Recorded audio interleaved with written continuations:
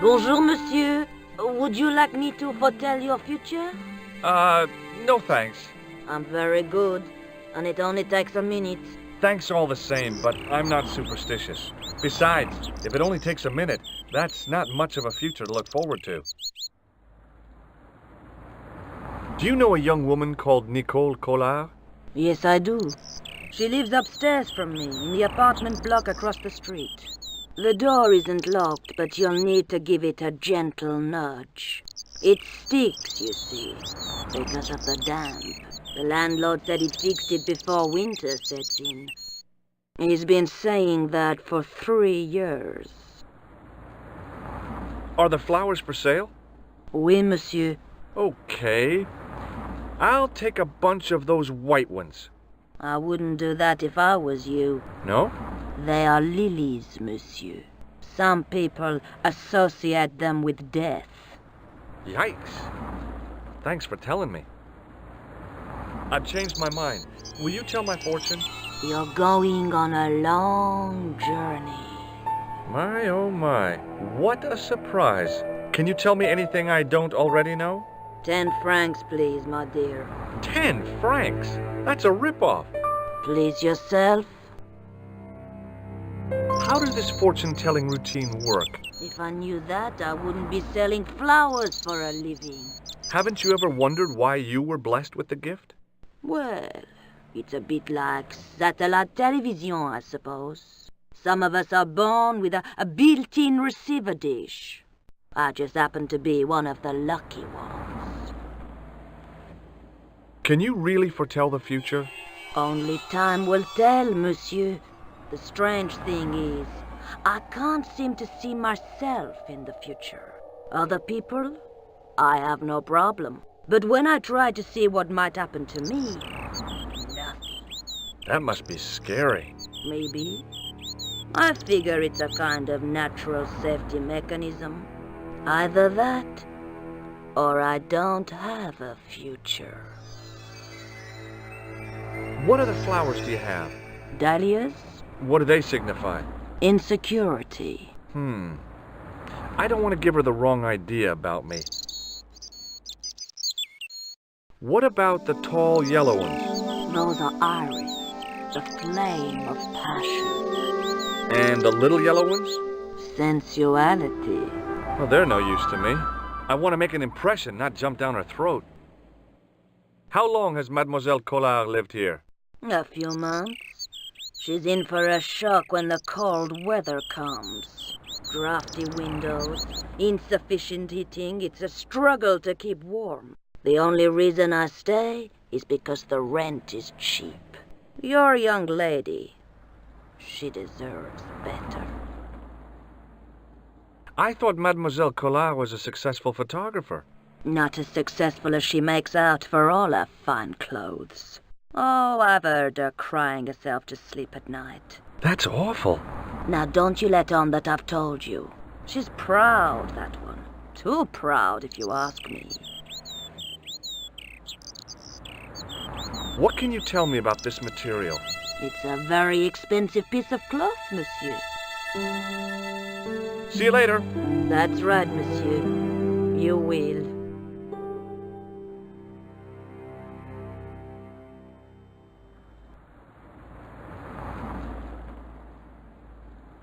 Remembering the flower seller's advice, I pushed the door gently just above the lock.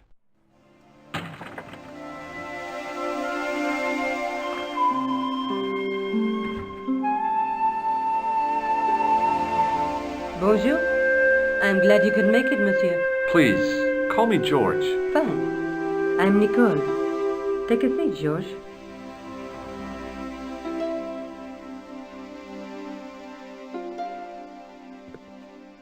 Eh bien? And what have you been up to? I've been exploring the sewers beneath the cafe. I thought I could smell something bad. The clown used the sewer to escape and to change out of his costume. I guess he was in a hurry. He left his jacket behind. And? I got his tailor's phone number. You had better luck than I did. Luck, she said. Luck! Hard work, I'd call it. What happened? I took my photographs to the editor, but he wasn't interested. Can you believe it? He told me to drop this story. But you're not about to do that. Oh no, I am going to find out what's behind these killings. You know what I think? It's a conspiracy. The police in 3 different countries have kept very quiet about the murders. The press don't connect them at all. They blame them on political, religious, or militant minority extremists. Well, that covers just about everyone. I found this tissue down the sewer. Oh, that's disgusting, Georges. I think the stuff on it is grease paint, like actors use. Or clowns. It's still disgusting. Get rid of it. I found a piece of material near the cafe.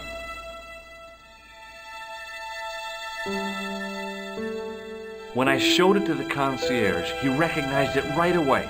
It's very distinctive, all right. Just wait until you see this. I developed the film I shot at the cafe. Here, George, it's an enlargement I made.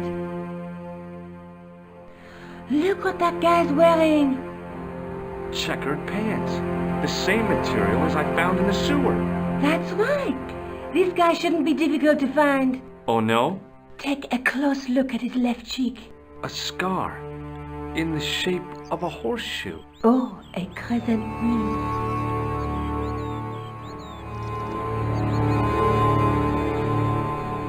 May I use your telephone? Sure, go ahead. Thanks.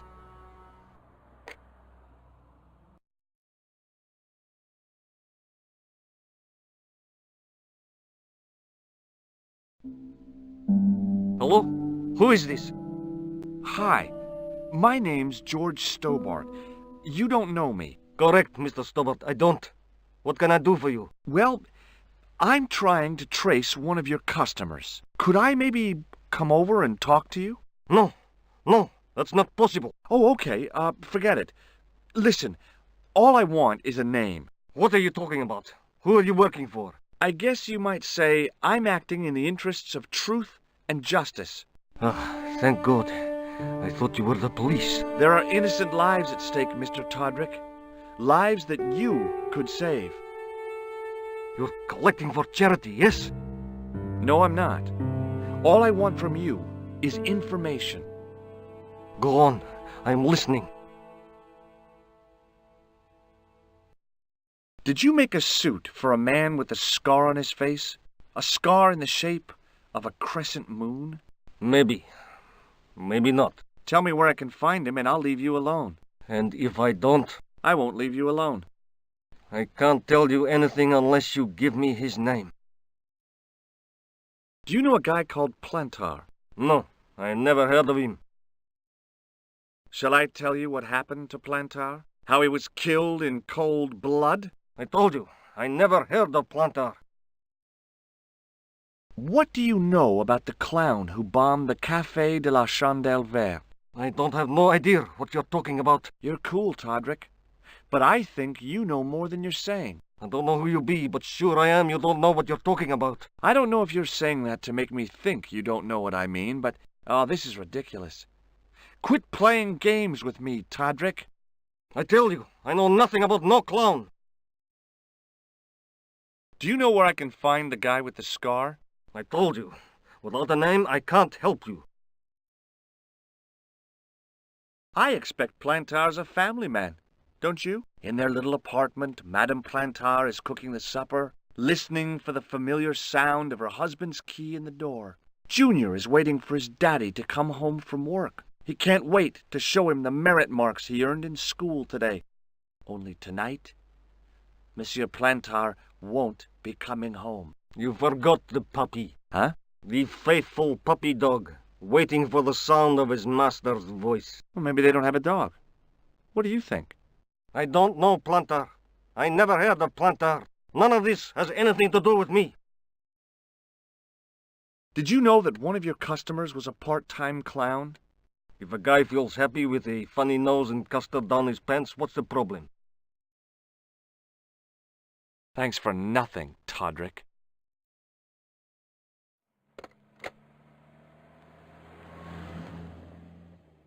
How did Plantar get your name? Through the newspaper, La Liberté.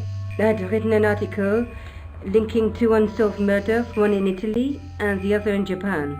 The cases were remarkably similar. A wealthy victim, no apparent motive, and a costume killer. Plantard said he could supply me with more information. Somehow, the clown must have known about our appointment. I found this false nose in the sewer. Hey, what's this inside it? The contents of someone's nose? Don't be cross, George. It says La Risée du Monde. Masks and costumes. It's a costume shop near the Gare Saint-Lazare. I'll check it out. Maybe the owner remembers who hired the clown costume. Why don't you put it on, George? No way am I wearing this. I'd look really stupid. Besides, he might have had a cold.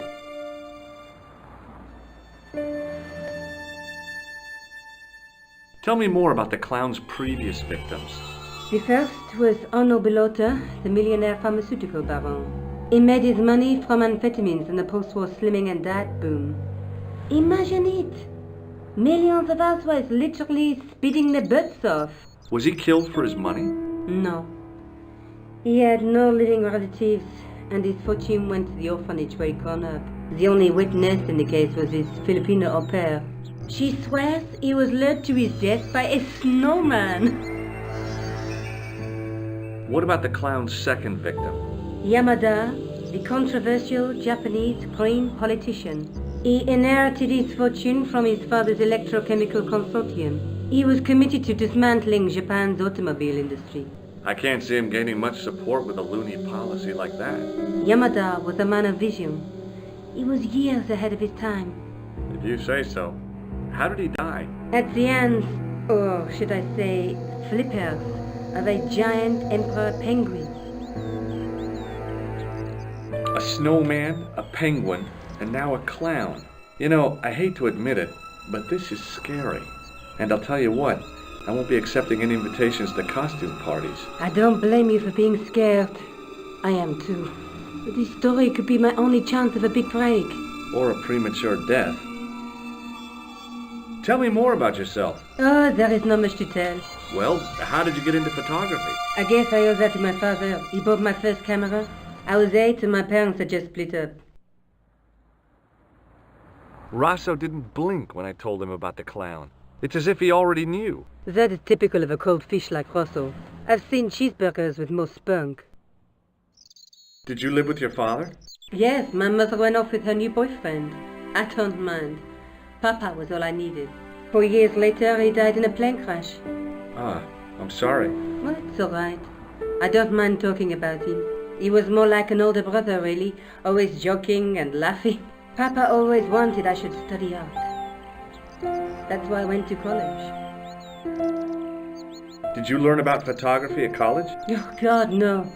I couldn't afford the materials. We were billed for everything we used, paint, canvas, paper. Most of my year turned to minimalism. It was cheaper. I used to go poaching in the park for squirrel hair. The only time I wasn't hungry was the term I did printing.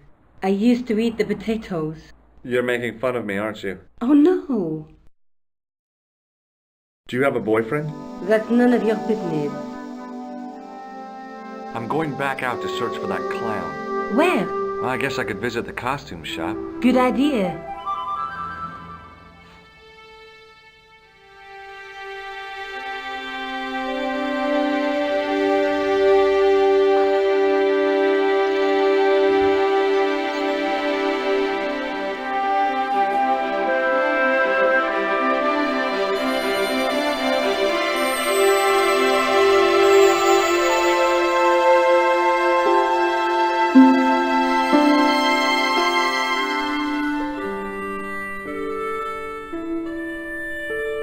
Excuse me.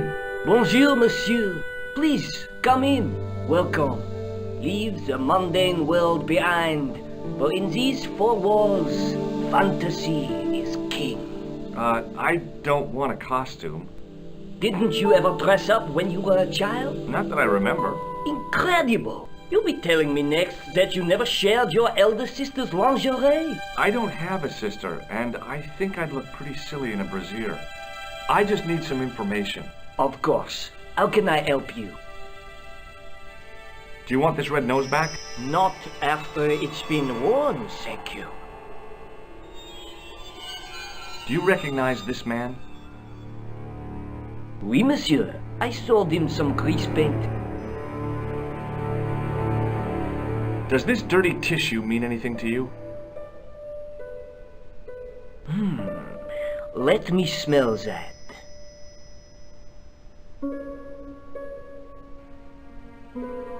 Bestheimer's number 7 white pancake. Theatrical grease paint, right? Oui, monsieur.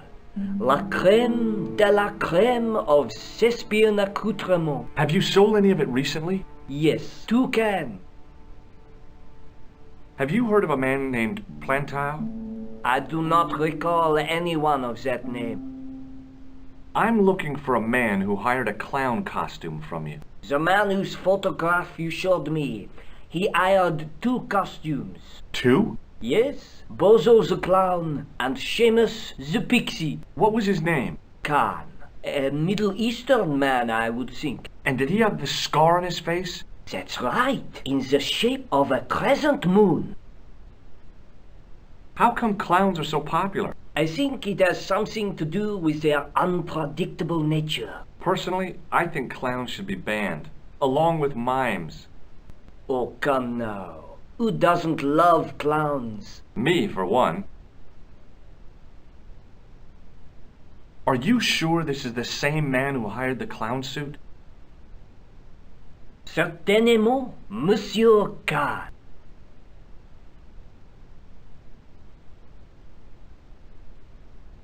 Do you want this red nose back? Not after it's been worn, thank you.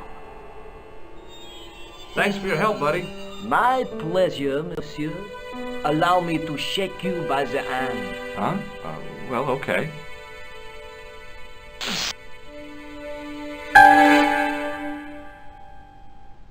What are you trying to do, kill me? You did not find it amusing? I never saw the funny side of electroshock therapy. Eh bien, it is yours to keep. A gift? Do I need a license? No, but I give you a word of warning, monsieur. What? Remember to switch it off before you visit the toilet.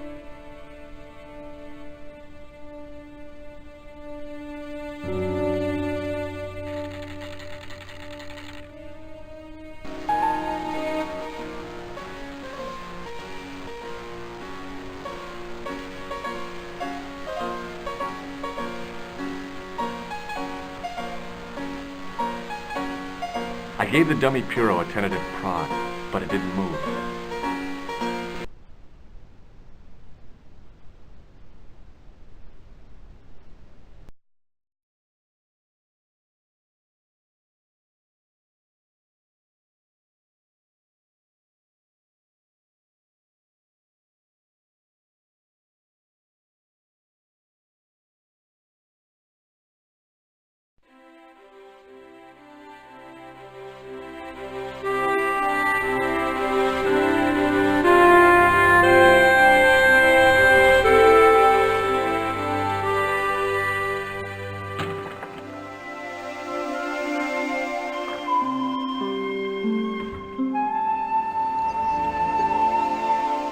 Salut, George. What news? I've been to the costume shop.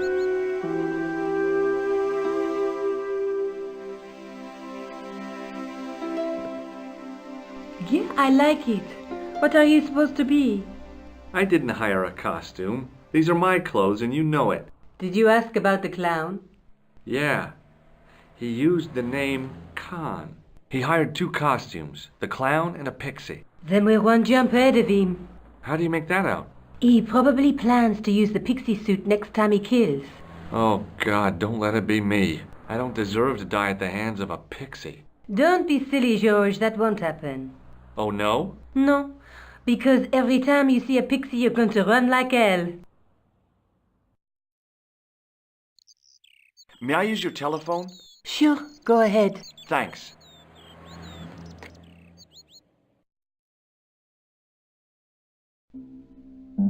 Hello? Who is this? Mr. Todrick? Oh, it's you again. What now? I found out the name of the guy I'm looking for. Is that so? Yeah. It's Khan. You know who I'm talking about, don't you? Yes, I delivered the suit to his hotel. The Hotel Ubu. I don't remember the room number.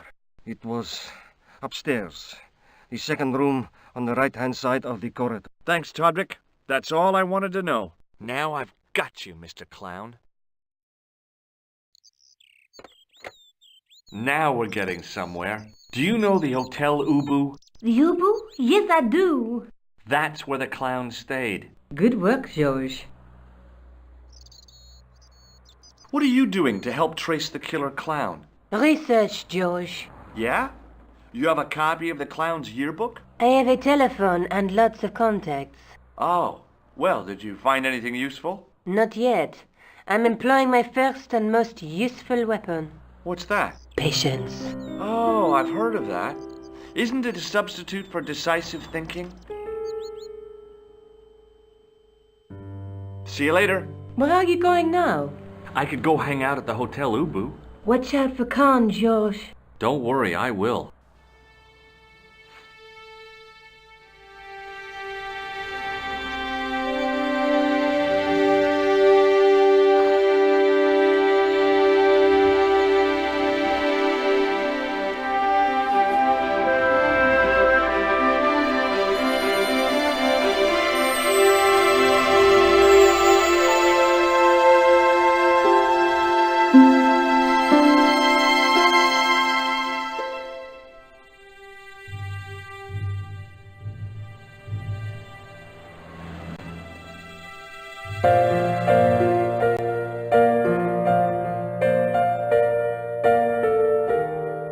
Hi there, ma'am. Well, hello. What can I do for you? I'm looking for a man. You disappoint me, my dear. For one foolish moment I thought... But never mind. Aren't you going to tell me your name? George Stobart, ma'am. How sweet! I once had a stable boy called George. I am Lady Piermont. The common reaction is to kneel and stutter, but it's not obligatory. A real lady? I mean, you're an honest-to-God aristocrat? Oh, I don't know about that. Few of my ancestors are honest, not even to God. I can trace my family back to the Normans, but don't let that intimidate you, George. Beneath that impressive pedigree, I'm just flesh and blood. The blood may be blue, but the flesh is the plump beef of old England, so to speak. You appear distracted, George. Is there any way I can help you? Do you recognize the man in this photograph? My God, it's him! That's Merlin! She represented everything I loved about the English. The lady was totally deranged. Merlin? You mean King Arthur's wizard? Good heavens, no! Monsieur Merlin is a fellow guest. Do you know what this is? At a guess, I'd say it was a clown's nose. That's right. It was worn as a disguise by a vicious killer. Ah, Mr. Merlin, perchance. That's him. The man you know as Merlin is a fake. What do you mean, sweetie? He's a murderer. He also uses the name Khan. I am shocked, Mr. Stobart.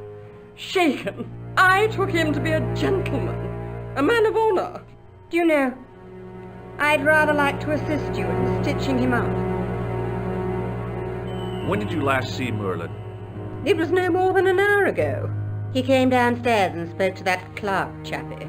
Something passed hands. I couldn't see what exactly. A briefcase? No, smaller than that. A bundle of papers, perhaps. The clerk put it in the hotel safe and Merlin went out. Are you sure you saw Merlin putting documents in the safe? Yes, darling, positive.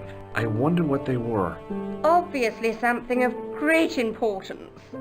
Yeah. I'd sure like to get my hands on whatever it is.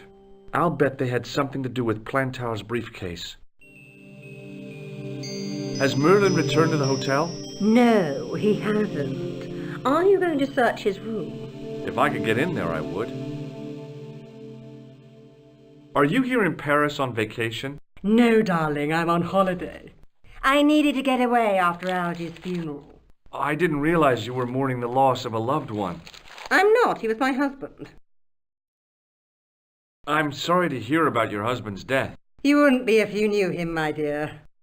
It gave me the opportunity to take a well-deserved holiday. Daphne suggested a change of scenery. Paris, she said. A wild romance is just what you need to take your mind off the inquest.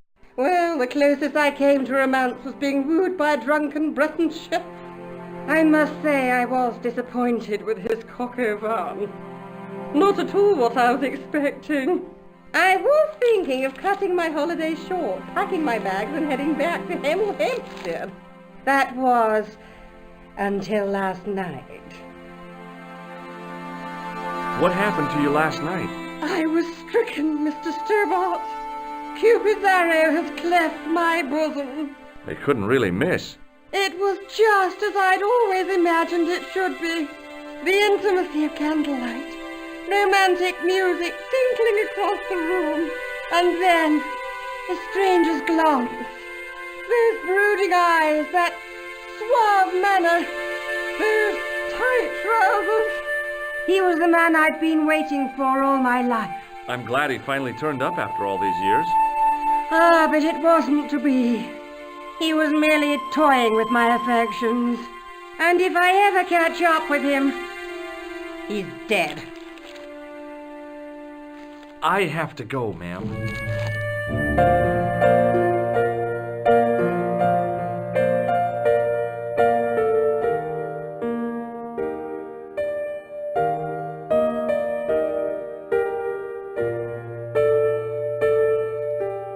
Excusez-moi, monsieur. What? You were trying to steal that key, no? No way.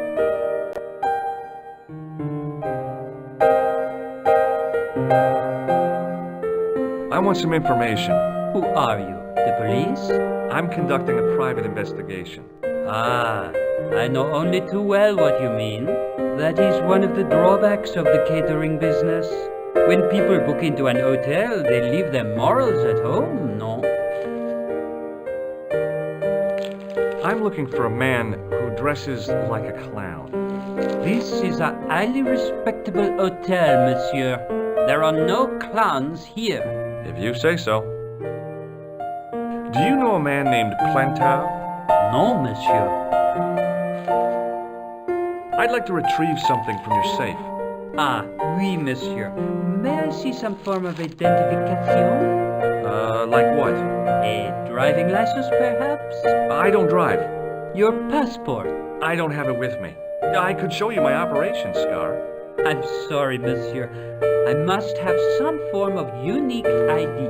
You won't find a more unique ID than my scar. I'm sorry. I must insist on a more traditional identification. Rats. About the key hanging on the hook over there. Oui, monsieur. Which room is it for? Number 21. Is that room taken? No. The guests checked out this morning. I'd like to check into room 21. That is not possible. How come? You said it was vacant. It is reserved for another guest. Rats. No, monsieur. Dutch. Hey, shake my hand. I'd rather not, monsieur. I'm still sore from the shock administered by one of the guests. He was secretly concealing an electrical device in the palm of his hand. Practical jokes are so puerile, don't you think? Oh, yeah, sure. Thanks for your help, buddy.